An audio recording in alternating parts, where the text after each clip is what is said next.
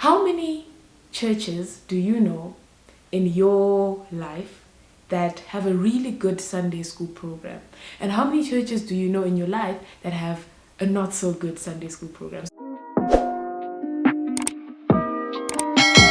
Hi everyone, welcome back to my channel. I'm Chido and this is Chido Starts Up. If this is your first time on this channel, please make sure to click the subscribe button at the bottom of this page. And if you're joining us again, thanks for coming back. Today I'm going to be speaking about 9 ways you can use to find new ideas. So stay tuned and let's get right into it. So point number 1 is that you should travel. And traveling is usually recommended by a lot of people because going to a new place allows you to get a new perspective. It doesn't mean you have to go far or out of the country. You can even go to the other side of town, or you can use a different mode of transport. Just go there and see, the way that other people are living. See the types of shops that are there, the types of interactions people have with each other. Again, you never know what a new environment can bring up, new perspectives, new ideas. So try it and let's see how it goes. Point number 2 is that you should ask people to share nuggets from their dreams. So what you could do here is maybe ask 5 people that you trust to just share what they remember from their dreams for maybe a month or so, and see how those puzzle pieces could come together. Someone could have a dream about craving pizza, and maybe you've got a new recipe for a new type of pizza, or it could just inspire you in a different way. You never know. So I always think that's great because at least you're getting other people's desires and ideas, and just whatever they're thinking in their mind is now being shared with you, and then again a new perspective could bring out new ideas. Point number 3 is that you should read reviews under apps in the App Store. So this can honestly be done randomly. You can look at apps that are played by children, really popular games played by children. Read the reviews under there, read social media apps, read reviews under anything. You just never know what you could find.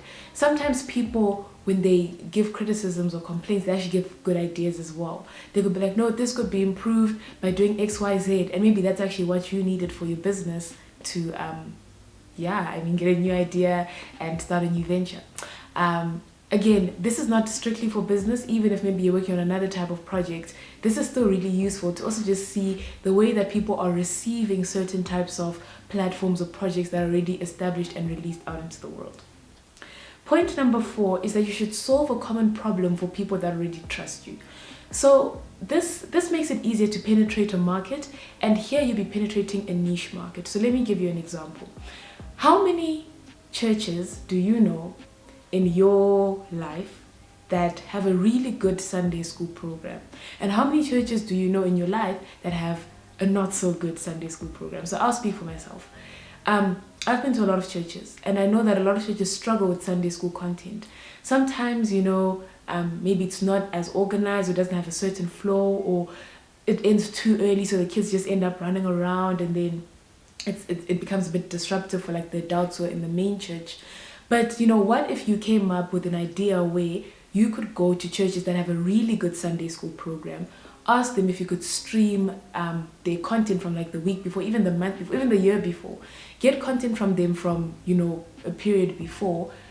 Give it to the church that is struggling with content to use for their Sunday school. Then they really just need the Sunday school teacher to facilitate and engage in a discussion from content that's already been created. Now, it may be a bit tricky, I don't know, depending on you, to charge a church for that type of service. But then you could charge the parents to have that type of network and the type of content during the week. So perhaps parents want their children to keep engaging with biblical lessons during the week, and you could then charge them a fee every week. Since these are parents that probably from your church or people in your community, they trust you, and they'll enable you to kind of test that business out with them. As you're testing out the business with them, you also ask them different questions what else would you want for your child? And then perhaps you can come up with a new product for children. Or, how else would you like to engage with this type of thing? What type of content do you like? Do you like long content, short content? Honestly, the opportunities are endless. But this came from you engaging with the community that already trusted you, fulfilling a need that they really had, and then allowing that to enable you to execute something else with them. Because you obviously delivered Sunday school content well, and you delivered it, timelessly, they'll allow you to execute a new idea. So in this example, it's a bit, long-winded, but in this example, you're practicing your execution skills, you're gaining trust of a niche market, and you're also gaining niche insights and market insights on this niche market. So yeah, try it out. If you want to go the Sunday school idea, please by all means go for it. Let me know if you ever go for it and how it goes. Yeah. Point number 5 is that you speak to multiple people in a highly saturated market. Now, I'm not going to give any ideas of highly saturated markets. I'm sure that in your community, you can identify highly saturated markets. But this really helps you to understand the issues that maybe arose to make this market saturated, or some of the frustrations that people have, or opportunities they wish they could execute on in this market.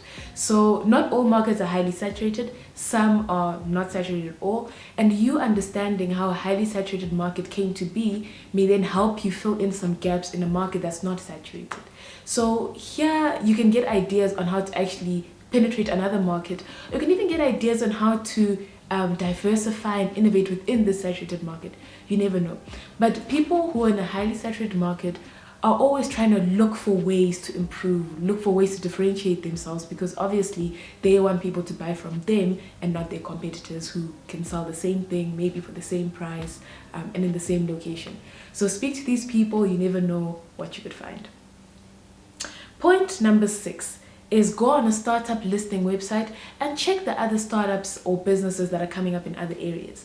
So, a lot of countries have huge startup ecosystems. I mean, I think I'll take India, for example. India has a booming startup ecosystem.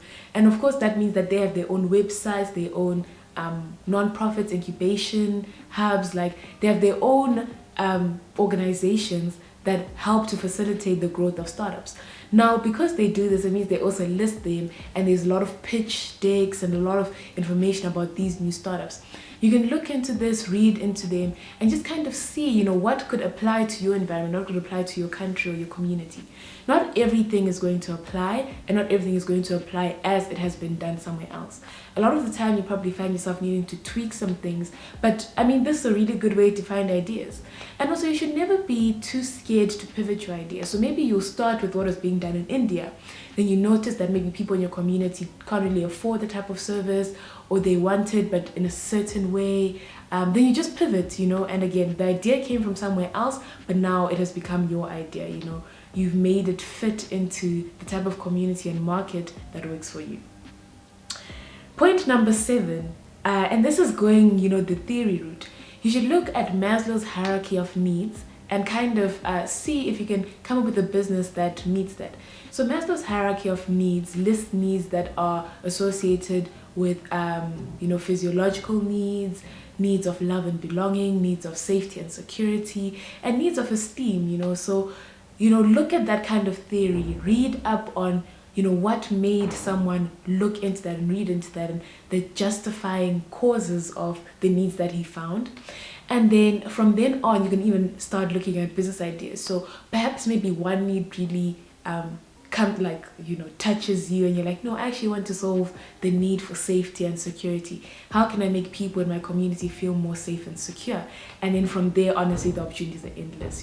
You know your community best, and by understanding the needs of that community and the needs you want to serve, a lot of ideas can come from that.